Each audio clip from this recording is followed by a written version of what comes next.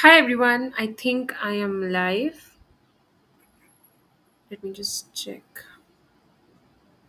Okay, I think I'm live. All right, welcome to another one of my LinkedIn Live events. And today's topic is going to be a three-part series on becoming a transformational coach. Today, we'll be taking up the first part, which is your identity. Now, transformational coaching is something that people use a lot, right? And a lot of people use this word very loosely, specifically when they're writing their LinkedIn bios, because apparently, a lot of people believe that if they just write transformation coach they will become a transformation coach. So today I want to actually talk about how do you become a transformation coach, because a transformation coach is someone who not only creates transformations in their client's life through the coaching that they do, but it is the way they lead their life themselves, right? So a transformation coach is not just made up of how many certifications they have, which is a very big misconception. It is the transformation they're able to create in their clients' lives through the way they exist, right? And it is very effortless transformation. So we will be talking about that today. Before we begin, I'm just going to quickly check if I'm audible and visible.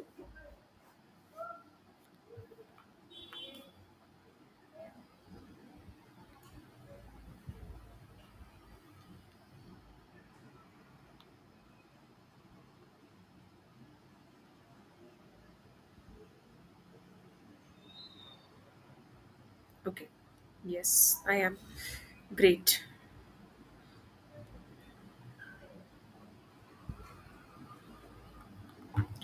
All right. So when it comes to transformational coaching, there are three aspects that you have to really, really remember. Okay. When it comes to someone being a transformational coach, there are three things that are doing right. The first thing is that their presence and their energy. Now, what do I really mean by that, right? Your presence and your energy is basically a result of the life that you are leading personally also. Just because you are not solving problems of your own in your personal life, just because you have completely ignored that aspect of your life, or you're lying to yourself, but there is inauthenticity in the way you're leading your life, that is going to tamper with your energy as a person, and that is also going to tamper your energy as a coach. So your energy is something that plays a big part in your journey to becoming a transformational coach, because you cannot fake energy. You can fake words, you can fake the content that you're writing on social media, but you absolutely cannot fake energy. And your energy is what someone feels when they're speaking to you, specifically in the field that we are in, right? We are also part of the mental health industry. So when somebody's sitting with you, they can feel your energy, they can feel how safe they feel with you, they can feel how understood they feel with you, they can feel your authenticity, they can feel how truthful you really are as a person. So your energy is something that you cannot hide. And it's a very big part of being a transformational coach. If you are someone, and we're going to talk about it in detail, right? What constitutes a very powerful energy. But when that is not right, no matter how much you know, how many certifications you have collected, or wherever you've learned from, you will not be able to actually instigate greater transformations in your client's life.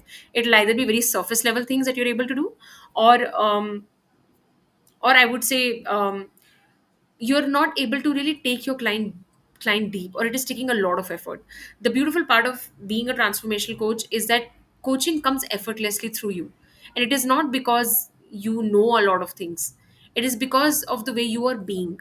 It is less about doing and it is more about being. Who are you being as a person? Because that is what carries your energy.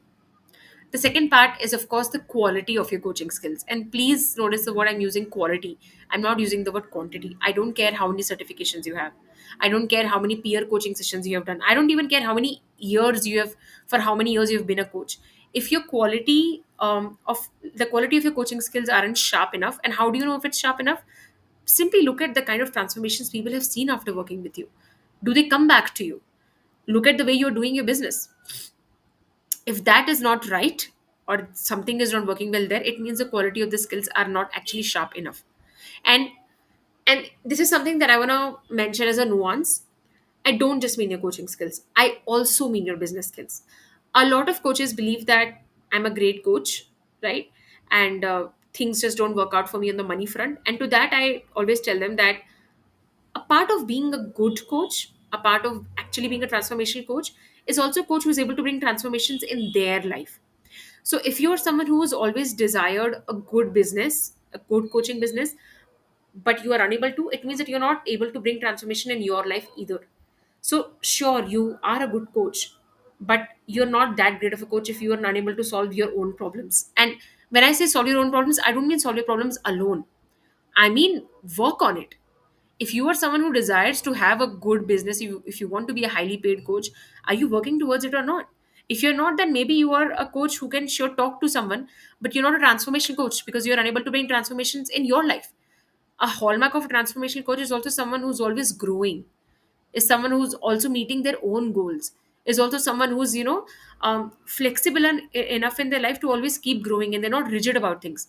If you are someone who calls themselves a coach but yourself struggle with not being able to invest in yourself, then you're not really a transformational coach. So when I say quality of your skills, I don't just mean how good of a coach you are, I also mean how good of a business owner you are, right? Considering you want to have a coaching business, and considering coaching is not just a hobby for you. So when I say quality of your skills, I mean business skills also. So a big part of becoming a transformation coach is also the kind of quality of the skills that you have. And it does not rest upon the kind of certifications you have. It absolutely rests on how much transformation you're able to bring about in your client's life as well as your own life. So it's a combination of both. The third aspect of being a transformation coach is how you're able to hold space for other people. And here I want to define space, okay? If you have done a coaching certification, and if you are someone who's done any kind of credentials or whatever it is, right, a big part of holding space is and what people really understand is being quiet, letting people complete or giving them space to talk. But that is not exactly what always space is, okay? How you hold space for other people is also a determinant of how you feel about yourself. A lot of times you are holding space from a place of not really curiosity, or not really because you see your client as someone who's capable of becoming more, but out of rules and fear that this is what I learned in my coaching certification, I'm supposed to let the person talk, or I'm supposed to let them complete even if they're going round and round in circles. So there's a question I get a lot in LCTM, wherein a lot of my students have asked me that really sometimes we get clients who talk a lot, and we are supposed to hold space for them, but I don't really know how to take the coaching session forward. And this is the exact example of not knowing how to hold space yet. And this is something I teach to my students also.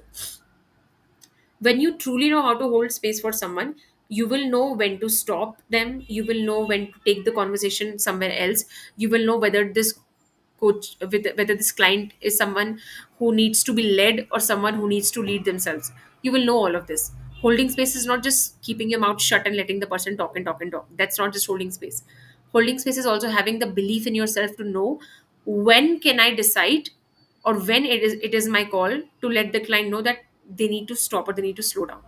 That is also holding space. So this also makes you a transformation coach. And from the way I'm talking, you must understand that all of these are not things that you can learn from a book.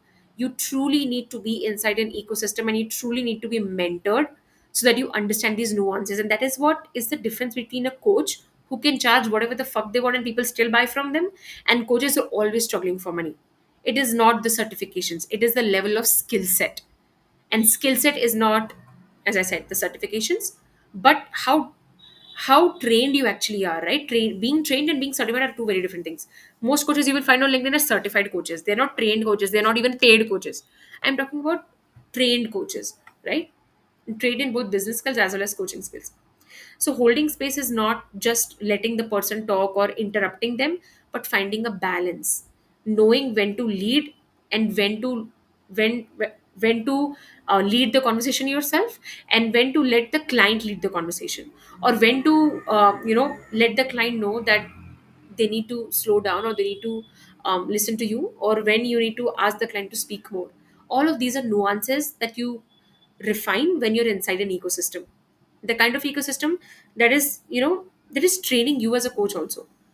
Because that is what we do inside LCTM. Like, the reason why my students never feel stuck is because whenever they feel stuck, they bring it in our Friday coaching calls, which by the way are a lifetime, because LCTM is a lifetime program, and they're being mentored every single week. There is not a single point they feel stuck in, because they don't have to do the guesswork, right? A lot of coaches are unable to move forward in the journey because they always get stuck. Like, something happens and they waste their time being stuck.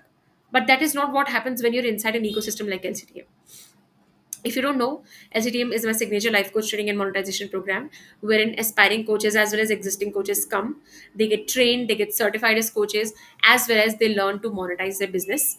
And they work on the emotional and mental blocks that are stopping them from scaling their business or growing their business, right? So LCTM is an ecosystem where you get support from each and every level, from monetization to coaching skills to getting coached through your emotional mental blocks. And as a business owner, you need an ecosystem, because there are different kinds of problems that you will face, right? It is not just always coaching questions related or business related or just your mindset blocks related. It's a culmination of all three. So you need to be mindful about the kind of problems that you're going to face, right? Now, um, all these three, right? Your energy as a coach, the quality of the quality of your skill set, as well as the way you hold space for each other, affect each other. So, for example, if your quality of your skills are not high enough, your energy will always be low. If your energy is always be low, you will not be able to fully harness the power of your skill set. Similarly, if you're not able to hold space for other people, then obviously your skills are of no use, because you are unable to properly hold space for a client, because every client is different. Some clients are talkers, some clients are listeners, some clients overshare, some clients undershare, some clients are people who are looking for a quick solution, some clients are people who absolutely want to take their own pace. So everybody is different.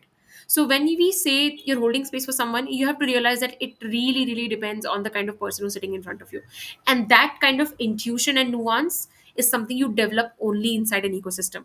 It is not something that you can develop in a 2 to 3 month course or a certification course or a weekend course. You need to nurture this skill set, right? And that is why being inside a community is so important as a coach, because you need to discuss your client cases, you need to discuss what is happening in your business. Otherwise you will forever feel stuck. And that's the difference between coaches who are able to grow fast versus the ones who are not. The ones who are growing fast are not doing something magical. They're just solving their problems because they're inside an ecosystem, right? So if you're someone who's an aspiring coach and who wishes to have a one person life coaching business of their own, you can DM me LCTM and I would be happy to walk you through the entire program. Now, let's talk about in depth the topic that we are here for, which is your identity, right? Your identity as a coach. Why is it important, and what role does it actually play in becoming a transformation coach? Before I go further, I'll just quickly check my internet again if it's doing fine.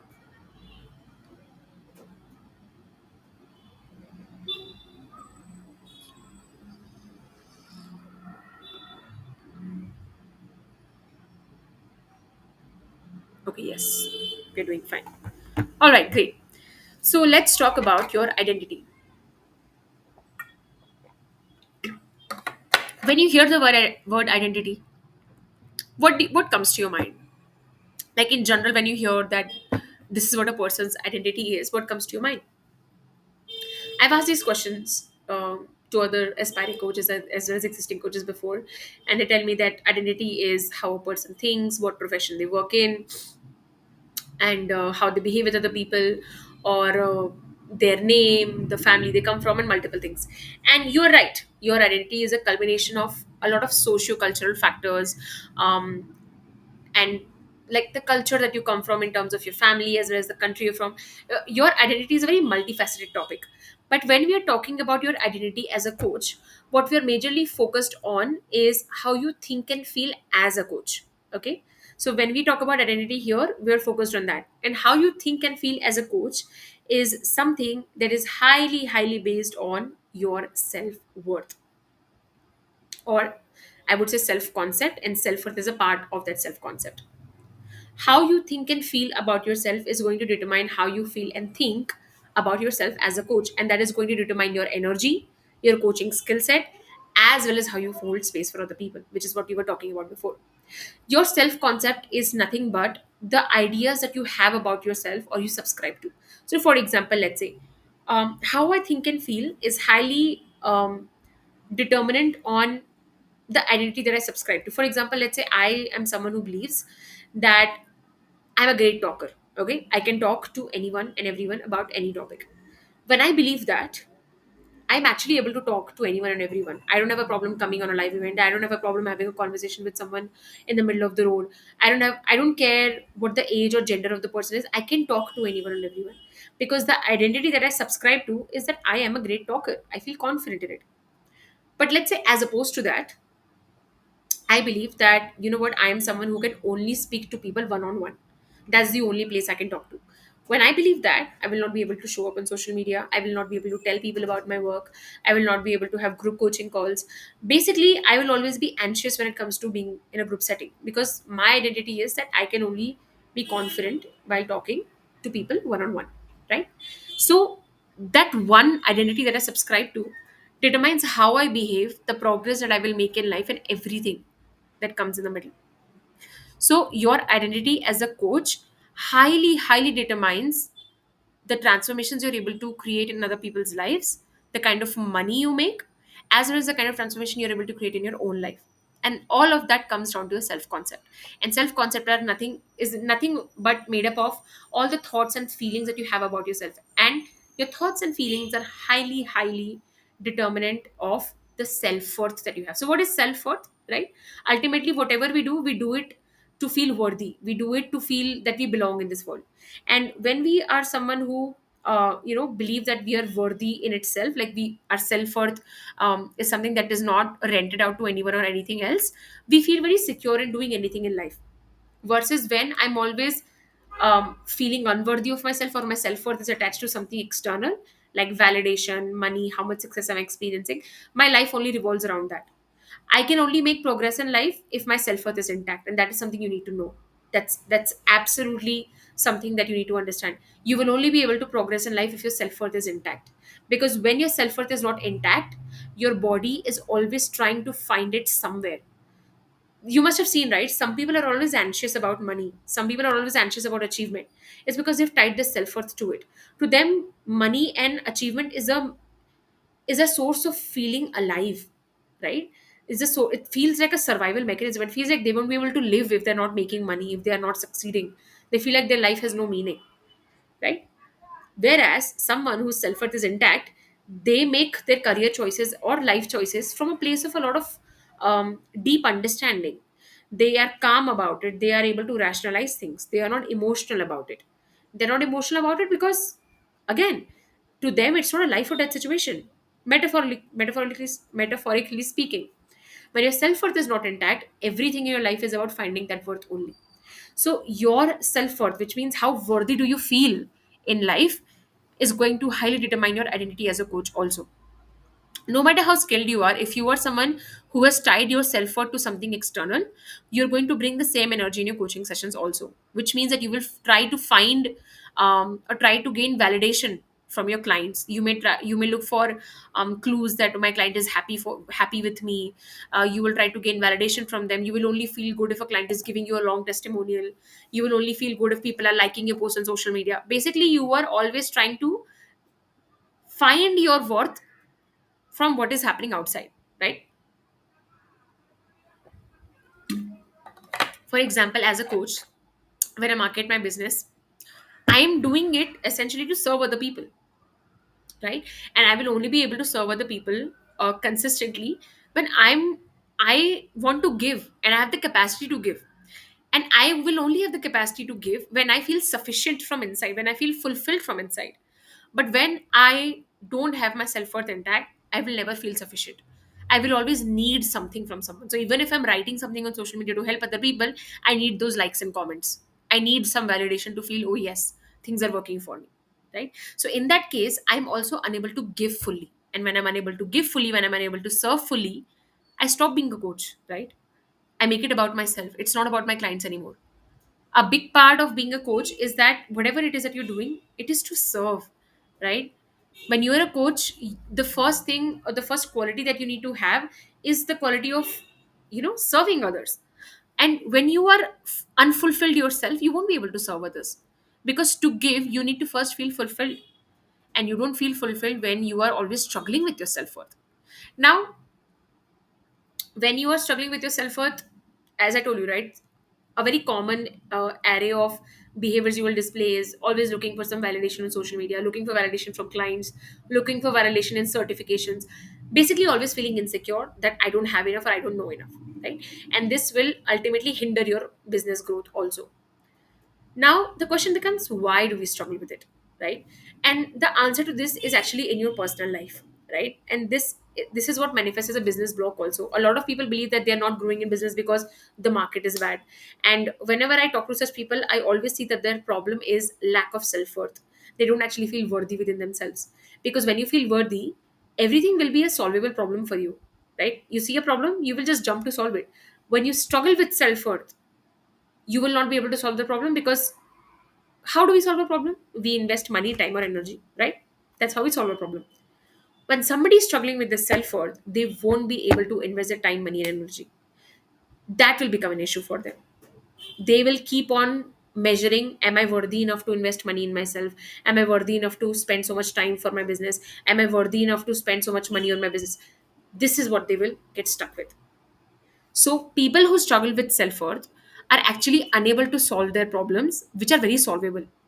People who don't struggle with self-worth just go ahead and put time, money, and energy, all three of them or one of them or two of them, and they just solve the problem. That's the major difference. And that is why, if you are consistently struggling with your coaching business, either you are already a coach or you want to become a coach and you're struggling with it, it doesn't matter where you are in your journey, okay? The major problem is your lack of self-worth. Somewhere you don't feel worthy enough to invest time, money, and energy in yourself, and I can guarantee you this is the issue. Either you think you're not worthy enough to invest money, either you think it's not worth it to invest your time in your business, or you think it's not worthy to invest so much energy in your business, or all three of them. That's the major problem. And this is the biggest business block for most people. It is not the market, it is not anyone else, it is your lack of self-worth in yourself, right? And why do we lack self-worth? Now there is a whole history behind it. Our self-worth starts to form very early on in childhood, right? you know your self-worth is like your lungs and kidneys. It's already inside of you. It's not something you don't wake up every single day and decide that I will earn my lung or kidney, right? You know that it's already there. You don't feel the need to earn it. It's the same thing with self-worth. It's inside of you. You don't have to do anything to earn it. The problem is when you believe you have to earn it. And this happens because of the childhood that you've led, right? Maybe you grew up with parents who always told you that or who always showed love to you and attention to you and care towards you when you were achieving something or when you were doing something for them, or their love was very conditional towards you, or they only appreciated you when things were going according to their way, or they were very critical of you whenever you did something that they didn't agree to. When instances like that happen, you start to correlate your self-worth with something that you are doing, right? And that is how conditional self-worth starts to form. Similarly, critical parenting, lack of confidence, and unhealed childhood trauma, all of this contributes to lack of self-worth. Which, by the way, if you ever are curious about this, you can go watch my free bootcamp on healing childhood trauma. And all of this constitutes to lack of self-worth, which you bring in your coaching business also. And that is why every problem that should take like half an hour to solve. For example, let's say I don't know business, okay, and I see a program that teaches me how to monetize my business. The decision is very simple. I just go and buy it. But when I'm struggling with my self-worth, my problem will not be buying. My problem will be, is it worth it? Am I worth it? What is the return of investment here? What if I don't make it? What if there is no guarantee? What if this is not true?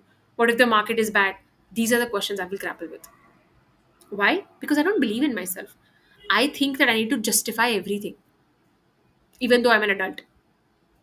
Adults don't need justification to make decisions. Children do, and that is what happens when there's a self-worth wound. A self-worth wound means that you are stuck in an old memory wherein was a lot of pain. There was a lot of non-belief that you carried, and you're still carrying it, and that is what we call the self-worth wound. And this is one of the biggest business blocks. And to actually help you through these business blocks, I'm actually doing a 3-day boot camp on healing business blocks through the lens of childhood trauma. And the very first day we will be talking about self-worth wound only. The second will be the visibility wound, and the third is going to be the perfectionist wound.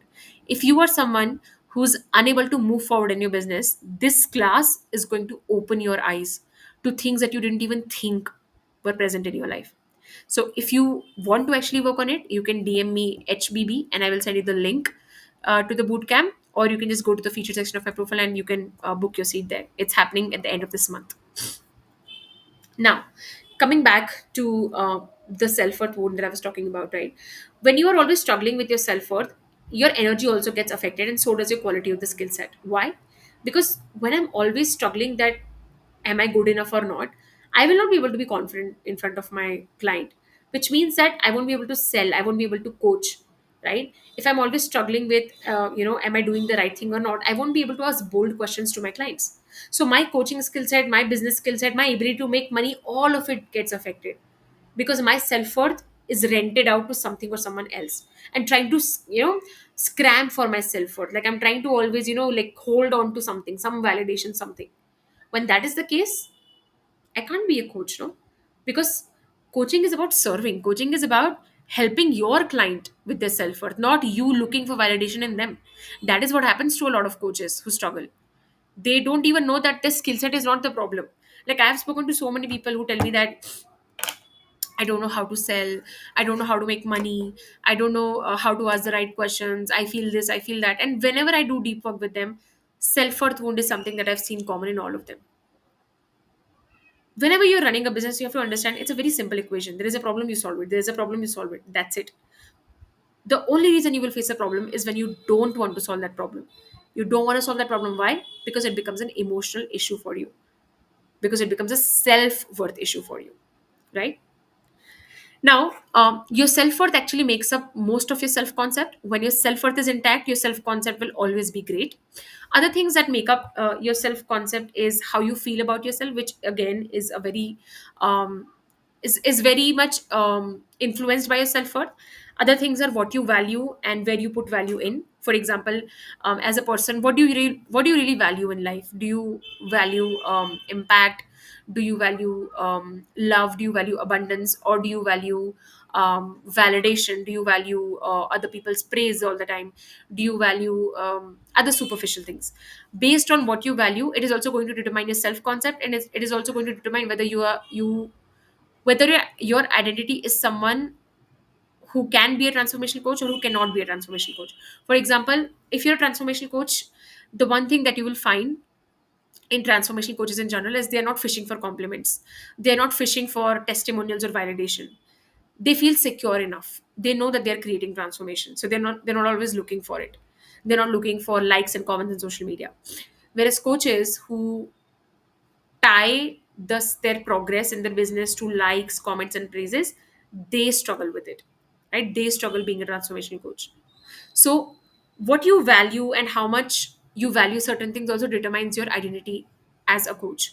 And whether you are actually focused on other people's transformation or whether you are focused on your own self interest. Because the more you're focused on your clients and the impact you're creating, the less you will be self centered, and the less you will actually feel stuck.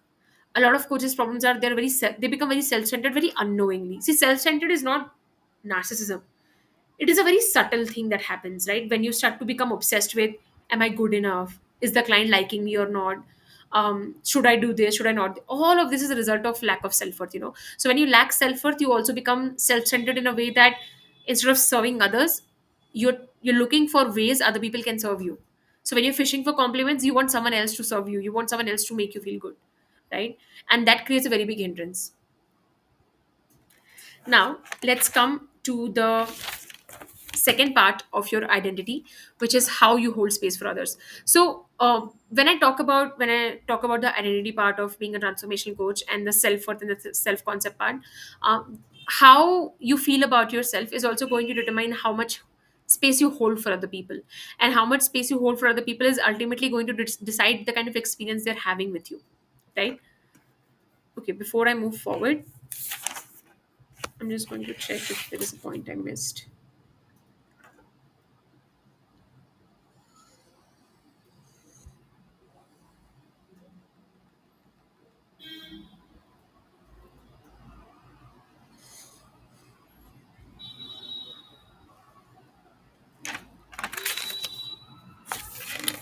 Okay, so there's one more point that I just want to mention. Your identity as a coach, as I told you, a large part of it is actually determined by the kind of self-worth that you have, the self-worth wound, whether you have it or not. Whether your identity will stay the same or change or evolve also determines is also it also rests on the decisions that you're making. So for example, let's say I'm aware that I have the self-worth wound. I'm aware that I'm struggling with believing in myself, I'm struggling with having faith in myself. What do I do about it now? That's the question that becomes. See, we don't get to choose our childhood experiences, we don't get to choose the kind of um, traumas that we went through, the kind of things that we went through, but we do get to choose how what will we do about it as an adult. A lot of coaches believe that there is nothing to do. They believe that their entire destiny is this only. They never work on their self-worth wounds, they never actually work on their identity as a coach, and that is what starts to become their destiny then. So it doesn't matter whether you have the self-worth wound or not. It doesn't matter um, how you have felt about yourself right now until now. What do you want to do about it right now? Do you actually want to resolve it? Do you actually want to heal it, or do you want to stay stuck with it? Because that is when the evolution of your identity will happen. Your identity is not fixed. Identity and personalities are very evolving, pieces. When you do your inner work, you won't be able to recognize yourself where you're going. So whatever problem that you have right now, it's a circumstance, it's not something that's written in stone. You can change it, you can heal yourself, you can choose to understand what are the roots of my wounds and what can I do to change it. And a great place to start with is going to be the boot camp that I'm doing at the end of this month, or you can also check out the other free boot camps that I've done on healing childhood trauma. But it's incredibly important that you actually understand, why do I feel the way I feel? Because the personal problems that you don't solve, right, they're going to come in your professional life also. The self-worth that you don't the self-worth wound that you don't heal in your personal life, you're going to project it onto your professional life. You will not be able to grow in your business, you will not be able to make money in your business, you will struggle with simple things, purely because you did not work on your self-worth, purely because you did not work on the issues in your personal life. So whatever you leave unattended and unhealed in your personal life, it will manifest in your professional life too. So understand that they both are deeply connected. Okay. Now, in the beginning of the conversation that we had, I told you that transformational coaching is a result of three things, right? It's a result of your skill set, it's a result of your identity, and it's a result of the space you hold, right, for other people. And we spoke about the presence and the energy, we spoke about your identity. Now I want to talk about how you hold space for other people, right? And this is not exactly a part of identity, but an extension of transformational coaching only. Before I do, I'll just quickly check if you're still live.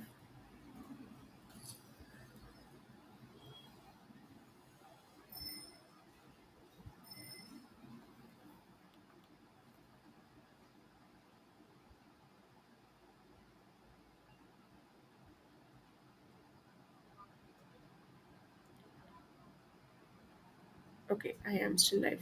All right, great. Let's talk about how you hold space for other people. Now, when it comes to having a coaching conversation, you have to realize that um, how you hold space for your clients is going to determine the kind of space they are going to hold for themselves, right? Usually when a client is coming to you, they are coming to you after they have tried a lot of things, after they have not been able to solve their own problems, after they have probably gone to other people and it hasn't worked for them. So when they're coming to you, they're essentially coming from a place where they're unable to hold space for themselves. So the way you hold space for them is going to teach them how they can hold space for themselves. And how you hold space for them comes from multiple things. The very first thing is going to come the very first thing that's going to determine how you hold space for them is your confidence in your skill set. Usually when you don't really believe that you're a good enough coach, and which is again a result of the self-worth wound, um, you are going to feel very unsure of what you're doing, right? You will feel that you're not asking the right questions, or things are not going right, or maybe someone else can help them better, or I need to learn other modalities, I need to do this, I need to take one more certificate. You will struggle with um, staying true to the skill set that you already have, right? You will try to find something or the other that is wrong with your coaching skills. purely because you're unable to actually believe in what you have. So when you are not confident with the skill set that you have, you will find it difficult to hold space for the other person, because you don't really believe in what you're doing is right, right? And the second and the very less talk about topic when it comes to holding space for other people is, you can only hold space for other people when you've held space for yourself. And how do you hold space for yourself? When you've actually done your inner work. So let's say somebody comes to me um, for a problem where they are struggling with people pleasing. And let's say I am also someone who's always struggled with people pleasing my entire life. So when this person is talking to me, what is going to happen is that the first thing that will come to me is, my God, I'm also struggling with this problem. How do I help this person? And that question in itself will bring down my confidence, will bring down my self esteem. So when you yourself are not doing your inner work, what's going to happen is that when you come and when a client is sitting in front of you, you may struggle with believing in yourself. You, the first thought may be that, how do I help this person when I have not been able to help myself? Now, I'm not saying that you become like an enlightened person, you will become a baba one day and you all your problems in life will be solved. I'm not saying that doesn't happen to anyone. But the point is to keep on engaging in your inner work also. That is going to help with your confidence, and as a result, how you hold space for other people. Because what will happen is that whenever you meet your clients, right, like in the coaching world we say that your client is nothing but an older version of you. So you will meet people who will have the same problems as you. And when you are not solving your own problems, you will struggle with helping your clients also. So two things: one is either do your inner work side by side, or be inside a training program wherein you can take help. For example, inside LCTM, my students consistently take help from me through their mental and emotional blocks also. They discuss client cases with me, and they discuss any problem that they're struggling with in their client cases also. So either be inside an ecosystem like that, or side by side engage in inner work one on one, because that is essential to how much space you're able to hold for someone else. Because if I have not solved a problem for myself, I will feel a bit blindsided if somebody comes to me with the same problem. So in that moment, I need to have a capacity in my nervous system to hold space for my client. And when that is not happening, that is when I may struggle as a transformational coach, or actually in general a coach. Usually a transformation coach is someone who's always doing their inner work. They don't stop doing their inner work, and that is what makes them so powerful, right? So that is it for today. That this was the first part. I know I covered a lot of things and it was a bit messy today because I wanted to just let it go in the flow. But I hope you learned the first part of it, which is your identity and what a big role it actually plays in becoming a transformation coach. In the next subsequent parts, we'll be talking about your skill set, and we'll be talking about other points as well, so that you really understand what it takes to be a transformation coach. See, a lot of people write transformation coach in their LinkedIn bio because they think it sounds fancy, but you really have to understand that no matter how what you write on social media, it is the person that you are. It is the way that you're practicing your coaching sessions. If that is something that's not going right, then it doesn't matter what you write on LinkedIn bio. People will not come and buy from you. Ultimately, it is not the illusion that we want to create on social media, but the real impact that we are creating in our clients' lives. That is what matters. And of course, if you're someone who would actually like to understand their hidden business blocks and you would actually like to work on them, you're very welcome to join us inside the boot camp, Healing Business Blocks Through the Lens of Childhood Trauma. It's going to combine the two powerful blends that I bring in my practice, which is healing childhood trauma as well as analyzing business blocks. And we'll be combining both, and we're going to have a completely different outlook towards how to actually work on business blocks, right? Because oftentimes the problems that you're struggling with in business are not business related at all. It's quite personal, and those are problems that are quite old. So that is what we'll look at. And thank you so much for those who watched it live, and for those who will consume this as a YouTube video. You can list down your questions in the comment section, or feel free to DM me. I also run a free community called the Empowered Coach. It is a community of coaches, and I write there every single day. And I also send audio coaching there. So if you are interested in joining that, you're very welcome to do that too. Thank you so much for showing up. I will see you next week. Bye bye.